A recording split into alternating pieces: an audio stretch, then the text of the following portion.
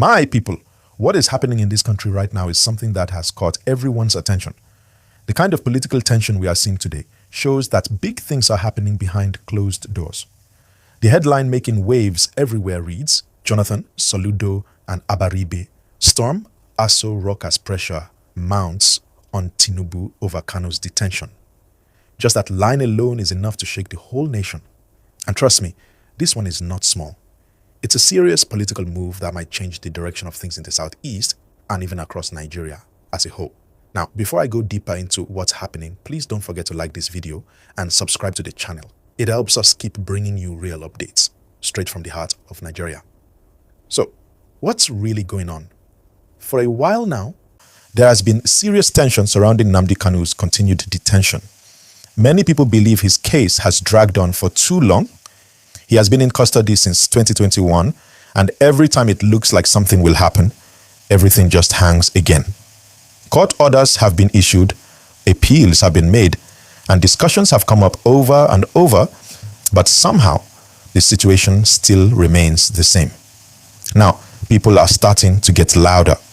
The pressure has reached another level, and just when everyone thought the matter was cooling off, suddenly, former President Goodluck Jonathan, Anambra State Governor Charles Soludo, and Senator Enyinnaya Abaribe were seen at Aso Rock. That alone got everyone talking. These are not small names in Nigerian politics. When a former president, a sitting governor, and a strong senator walk into the villa together, it means something major is on the table. From the look of things, they didn't just go there for a courtesy visit. The talk is that the visit was connected to Nnamdi Kanu's continued detention and how the situation is creating unrest in the southeast. Many communities have been crying out for peace, and they believe releasing Kanu could help calm the tension. And seeing these powerful leaders move together gives the impression that a united front is forming in the region. And you know how Nigeria works. When heavyweights begin to move like that, it's never just coincidence. It means conversations have been going on the ground for weeks, maybe even months. People are meeting quietly, strategies are being drawn, and now it seems like those talks have reached points where they need to involve the president directly. Please, if you're still watching and enjoying this gist, remember to like this video right now and subscribe. Your support means everything. It helps this channel grow so that more Nigerians can hear what's really going on. Now let's talk about why this meeting matters so much. For years, the Southeast region has complained of feeling left out politically, economically, and even socially. They say decisions are made at the top level without their full involvement, and that the detention of Kanu has only deepened that sense of exclusion. So when respected leaders like Soludo and Abaribe step in, it's not just about one man, it's about the voice of an entire region that wants to be heard and treated fairly. Former President Jonathan's involvement adds a different kind of weight to the matter. Because unlike active politicians, Jonathan doesn't have anything to lose politically at the moment. He's seen as a peace figure, someone respected both in the south and the north.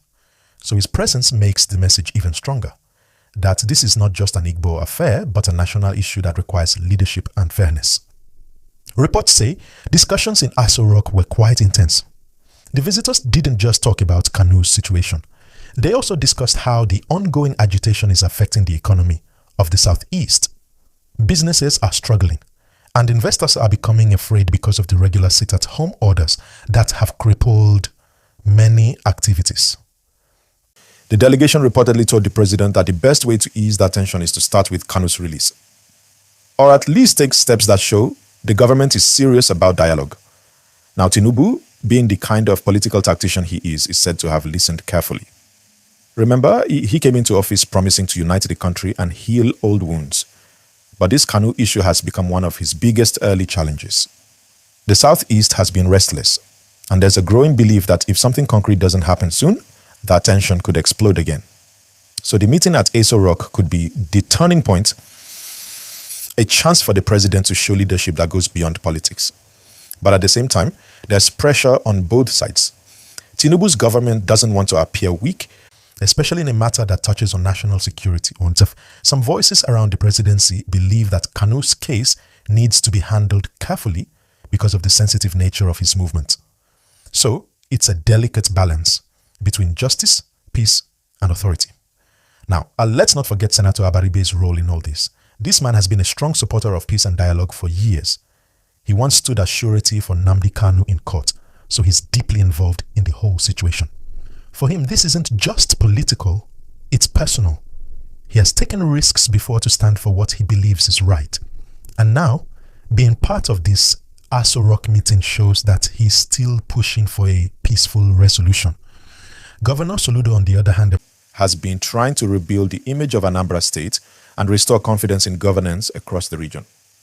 He's been talking about turning the southeast into a strong economic zone. But for that to happen, there must be peace. And peace won't come if the agitation continues.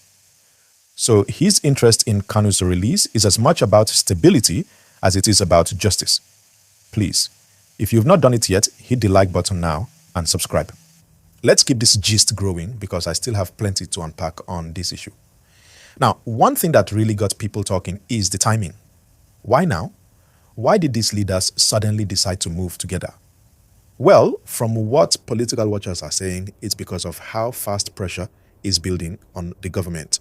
Civil society groups, religious leaders, and even international human rights organizations have been calling for a resolution. Everyone seems to agree that the situation has gone on long enough. At the same time, there are planned peaceful marches being discussed in several southeast cities. Youth groups are beginning to organize again, but many elders believe dialogue is still the best path. That's why this visit to Aso Rock was very important. It was a signal to the people that the leaders are taking action at the highest level. Even though the details of what exactly was discussed have not been made public, it's clear that something significant happened behind closed doors. The expressions on their faces when they left the villa spoke volumes. Calm, but serious. That kind of body language usually means the talks were intense. This whole matter is shaping up to be one of the most watched political developments of the year. The question now is simple. Will President Tinubu yield to the pressure and order Kanu's release? Or will he hold his ground and let the legal process continue its slow path? That's what everyone is waiting to see. But one thing is sure. The Southeast is speaking with one voice louder than ever before. The presence of Jonathan, Soludo, and Abaribe in Aso Rock has shown unity that hasn't been seen in years. It's like the region is finally saying, enough is enough, let's settle this once and for all. And that unity is important because for a long time, one of the biggest problems in the region has been division among its leaders. Some supported confrontation, others supported dialogue. But now, it seems there's a common understanding that peace is the only path forward. So what happens next will define Nigeria's political story for a long time. If handled well, it could be the start of genuine healing and national reconciliation. But if ignored, it could reopen wounds that the country has been trying to close for decades.